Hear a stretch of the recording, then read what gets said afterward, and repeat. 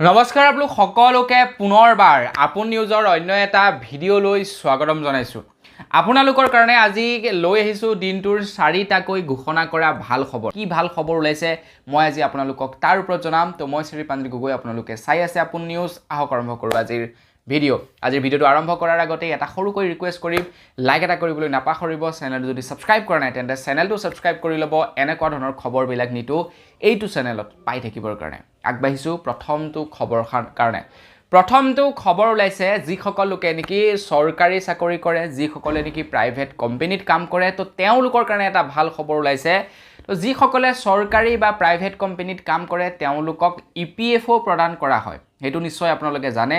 তো এতিয়া খবৰ ওলাইছে যে আপোনালোকে এতিয়াৰে পৰা অতি সহজতে চৰকাৰী এটা পৰ্টেলৰ জৰিয়তে EPFৰ সকলোবিলাক চেঞ্জেছ কৰিব পাৰিব বুলি জনাইছে। নাম, ডেট অফ বাৰ্থ, আপোনালোকৰ এড্ৰেছ, বিয়া হোৱা নোহোৱা, মেল ফিমেল, সকলোবিলাক পে'মেণ্ট আপডেট, আধাৰ কাৰ্ড, সকলোবিলাক আপোনালোকে আপডেট কৰিব পাৰিব বুলি জনাইছে। মোৰ লগৰ এজনৰ এনেকুৱা এটা হৈছিলে, তাৰ নামটো অকণমান খেলি মেলি আছিলে, যাৰ কাৰণে নেকি সি PFৰ পৰা পইচা উইথড্ৰ কৰিব পৰা নাছিলে। সি বিৰাটেই প্ৰব্লেমত পৰিছিলে। তো অৱশেষত মই সকলোবিলাক লাগি লগি ঠিক ঠাক কৰি পইচা উইথড্ৰ কৰি দিলোঁ বাৰু। তো ঠিক তেনেকুৱা ধৰণৰ হয়, EPFৰ যদি অকণমান খেলি মেলি হৈ যায় ন, পইচা উইথড্ৰ কৰিব নোৱাৰে EPFৰ একাউণ্টৰ পৰা। কিন্তু এতিয়া আৰু সেই সমস্যা নাই, এতিয়া আপোনালোকে সহজতে পইচা উইথড্ৰ কৰিব পাৰিব।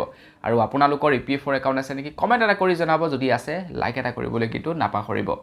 আগবাঢ়িছোঁ ইয়াৰ পাছৰটো ভাল খবৰ ফালে। ইয়াৰ পাছৰ ভাল খবৰটো এটা বিৰাটেই ভাল খবৰ ওলাইছে গোটেই ভাৰতবাসীৰ কাৰণে, আৰু এইটো এটা নতুন হিষ্ট্ৰী ক্ৰিয়েট কৰিব বুলি মই ভাবোঁ। আৰু লগে লগে কিন্তু অকণমান সাৱধানতাও অৱলম্বন কৰিব লাগিব, কিবা ৰুল ৰেগুলেশ্যন হয়তো ইয়াৰ ওপৰত বনাব লাগিব।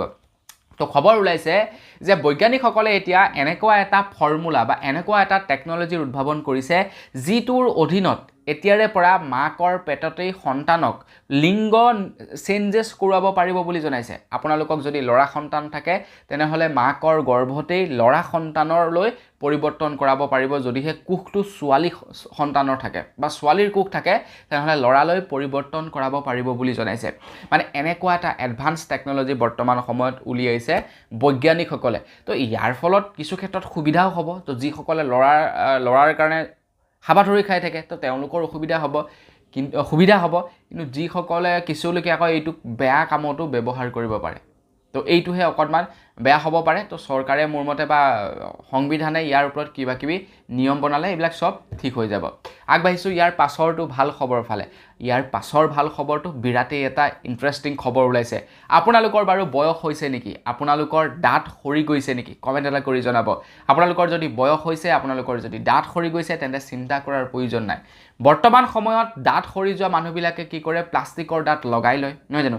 স্ক্ৰু দি প্লাষ্টিকৰ দাঁত লগাই লয় নিজৰ মুখত, আৰু কিছুমানে ক্লিপ লগাই লয় দাঁতবিলাক, কাৰণ দাঁতকেইটা নাথাকিলে বুঢ়া লাগে বা বুঢ়ী লাগে দেখিবৰ কাৰণে। তো সেইকাৰণে দাঁতকেইটা লগাই লয়। কিন্তু এতিয়া দাঁত লগোৱাৰ প্ৰয়োজন নাই বুলি কৈছে। এটা ভাল খবৰ ওলাইছে। ভাল খবৰটো হৈছে যে আপোনালোকে এতিয়া ঔষধ খালেই দাঁত ওলাই যাব বুলি জনাইছে।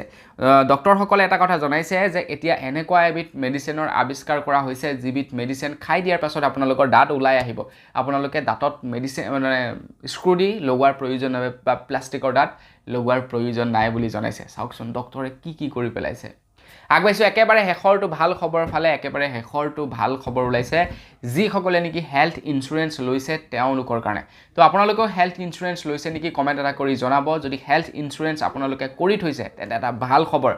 ইঞ্চুৰেঞ্চৰ প্ৰিমিয়ামবিলাক কি হয়, কিছুমানৰ মাহেকীয়া থাকে, কিছুমানৰ 3 মাহৰ মূৰত থাকে, কিছুমানৰ আপোনাৰ 4 মাহ, কিছুমানৰ 6 মাহৰ মূৰত থাকে, কিছুমানৰ বছৰেকৰ মূৰত থাকে। এটা নিৰ্দিষ্ট ডেট থাকে, সেই ডেট মতে দিব লাগে, আৰু ডেট মতে যদি নিদিয়ে তেনে পেনাল্টিত ভৰিব লাগে। এতিয়া ইৰিডা তৰফৰ পৰা জনাইছে যে আপোনালোকৰ যিটো নেকি লাষ্ট ডেট থাকে, লাষ্ট ডেটৰ পাছতো আপোনালোকে কেইদিনমান সময় পাব বুলি জনাইছে পে'মেণ্টটো পে' কৰিবৰ কাৰণে। কেইদিনমান আপোনালোকক সময় দিয়া হ'ব পে'মেণ্টটো পে' কৰিবৰ কাৰণে, আৰু এইটো এই মাহৰ পৰাই আপোনালোকৰ কাৰণে সলনি হৈছে নিয়ম। আৰু এইটোতো আপোনালোকৰ কাৰণে খুবেই ভাল খবৰ, কাৰণ কেতিয়াবা কি হৈ যায়, কিবা কাৰণত পইচা নাথাকিবও পাৰে, নেক্সট ডে পইচা আহিব পাৰে। তো তেতিয়া আপোনালোকে আৰামছে পে' কৰিব পাৰিব কোনো ধৰণৰ ফাইন নভৰাকৈ। তো বন্ধু বান্ধৱীসকল, বছ আজিৰ ভিডিঅ' জনাবলগীয়া এইকেইটাই আছিলে ভাল খবৰ। জানি কেনেকুৱা লাগিলে কমেণ্ট কৰি জনাব। যদি ভাল লাগিলে লাইক এটা কৰিবলৈ নাপাহৰিব। চেনেল যদি ছাবস্ক্ৰাইব কৰা নাই ছাবস্ক্ৰাইবটো কৰি ল'ব। পুনৰ এটা ভিডিঅ' লগ পোৱাৰ খালি বিদায় মাগিছোঁ। ধন্যবাদ। জয়।